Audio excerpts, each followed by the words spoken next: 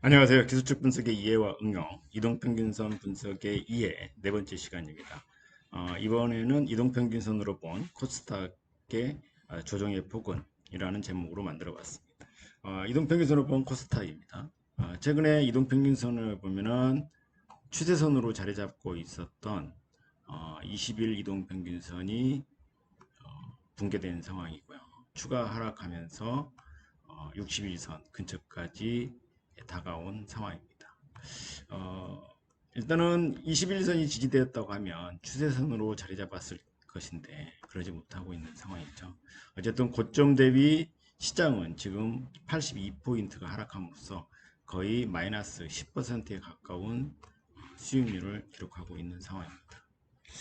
그런데 이제 제가 판단하기로는 수급선인 60일 이동평균선의 지지가 기대해 볼 수 있을 것 같고요. 앞서 코스피 지수 조정의 폭과 마찬가지로 고객 예탁금이 51조 원을 기록하고 있죠. 신용잔고가 지금 현재 16조 원 정도 기록하고 있는데 이 중에 8조 원 이상이 코스닥입니다. 따라서 코스닥 시장의 경우에도 수급이 계속 개선되고 있는 상황이죠.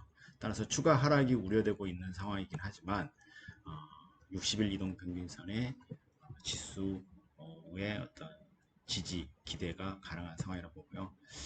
추가 조정이 있다 하더라도 기간 조정으로 제한될 가능성이 있어 보인다고 할 수 있을 것 같습니다. 물론 최근에 빠지고 있는 것은 코로나 재확산에 대한 우려와 연준의 의사력에 대한 실망감, 그다음에 많이 올랐다라는 점이 작용한다고 볼 수는 있겠죠. 뭐 데드크루스가 발생했을 경우에는 일단은 뭐 장이 급속하게 하락을 하게 됐지만 최근에도 보면은 골든크로스 발생하고 여기서도 골든크로스 발생했죠. 이런 상황들이 발생하면서 시장은 정배열로 들어갔고 이거는 시장이 약세에서 강세로 돌아섰음을 의미합니다. 그럼 이격도 분석에 의하면 지금 현재 보시면은 이격도가 110 근처에서 100을 깨고 내려갔어요. 강세장이라고 하면 100을 깼을 때 매수 관점으로 대응을 했어야 되는데 일단은 추가 하락이 이어지고 있고 그다음에 이격도가 계속 떨어지고 있어서 만약에 20일 이격도가 90까지 떨어진다면 추가 조정의 폭은 738포인트 정도 되는 겁니다.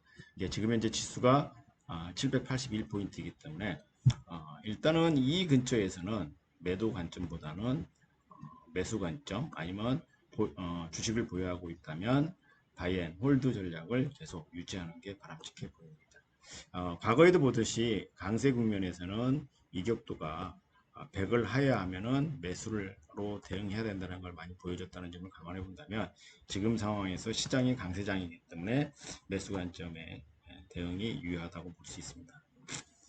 주봉으로 봐도 이 경우에는 꼭지점과 꼭지점을 연결한 추세선 기준으로 봤을 때 보면은 일단은 이 과거의 저항선은 연장선이 지지선으로 작용할 가능성이 있다는 점에서 지지 기대가 가능하고 또 전고점에 대한 지지에 대한 기대가 가능하다는 거죠.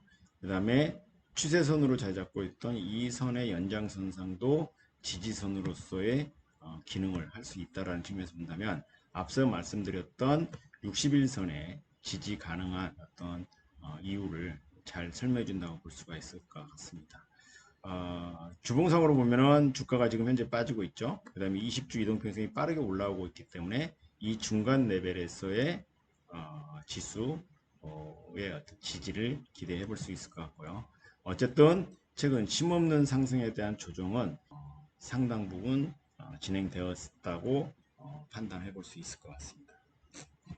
월봉상으로 보면은 장기 추세선상에서의 연장선상에서 일단은 조정이 여기까지 이루어지고 있는 상황이기 때문에 지지를 기대해 볼 수 있을 것 같고요. 그 다음에 이 고점과 고점을 연결하는 선의 연장선상이 또 이 근처에 유지하고 있습니다. 그런 관점에서 보면 일단은 앞서 말씀드린 61선 근처의 지지 기대는 유효하다고 판단이 되고요. 이미 하락 추세가 상승세로 돌아섰음을 의미하고 그다음에 4개의 양봉 이후에 1개의 음봉이 나왔기 때문에 다음에는 플러스 양봉이 나올 수도 있다라는 거고 그다음에 상승세로 전환이 가능하다고 기대할 수 있는 것은 거래량이 많이 수반되고 있다는 점에서 보면 시장 자체는 개인 유동성 확대에 따른 상승 전환의 가능성은 여전히 유효하다고 결론을 질 수 있을 것 같습니다. 달러 인덱스라든가 그다음 미국 증시의 상승세 지속, 그다음에 원화의 어떤 추가 강세 가능성, 이런 것들을 감안한다 해도 앞서 말씀드린 60일 이동평균선의 지지 기대를 갖게 하는 요인이라고 볼 수 있는데요. 시가총액 상위 종목을 보시면 셀트리온 헬스케어가 있을 것 같죠. 이 경우가 시가총액 1위 기업이고 시가총액 비중은 5%이기 때문에 지금 현재 보면은 21선과 61선을 깨고 내려가는데 앞서 셀트리온이 반등할 수도 있을 거라고 가정한다고 보면 이 부분에서의 지지는 아직은 유효하다라고 판단할 수 있을 것 같고요.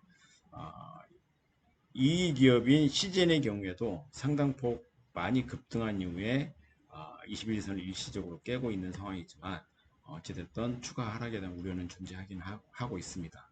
다만 충분할 정도의 조정은 이루어지고 있어서 추가 하락이 있다 하더라도 이 언저리는 아니겠느냐라는 생각을 하고요. 알테오전 조정이 어느 정도 많이 진행이 되어 있는 상황이고, 그 다음에 에코프로 BM이 시가총액 6위 기업인데 21선을 따라서 상승 추세가 유효한 모습을 보여주고 있는 상황입니다. 코스닥 시장의 경우에는 대부분 1위에서 5위 기업까지는 바이오 기업들로 메워져 있습니다. 그러다 보니까 바이오 기업의 어떤 주가 지수를 흐름을 보면은 아마도 코스닥 시장의 흐름을 좀 예측해 볼 수 있을 것 같고, 앞서 말씀드린 것처럼 2차 전지라든가 그 다음에 5G라든가 이런 어떤 성장 산업에 대한, 그 다음에 핀테크 관련 기업들, 이런 것들이 계속 상승 추세를 유지한다고 가정한다고 하면 앞서 말씀드렸던 지지 기대에 대한 가능성은 유효하다라고 볼 수가 있을 것 같고요. 그런데 코스닥 시장 내에 바이오 업종, 헬스케어 업종을 살펴보시면 추세선상으로서 보시면 대부분이 이 영역에 있고 또 이 영역에 있고, 이런 어떤 대부분의 어떤 지지 가능한 지지권이 몰려 있다라는 측면에서 보면 일정 폭 지수 조정에 의해서 기간 조정은 있을 수 있지만 기간 조정을 거친 다음에는 재상승의 흐름을 연출할 것으로 기대해 볼 수 있을 것 같습니다. 감사합니다.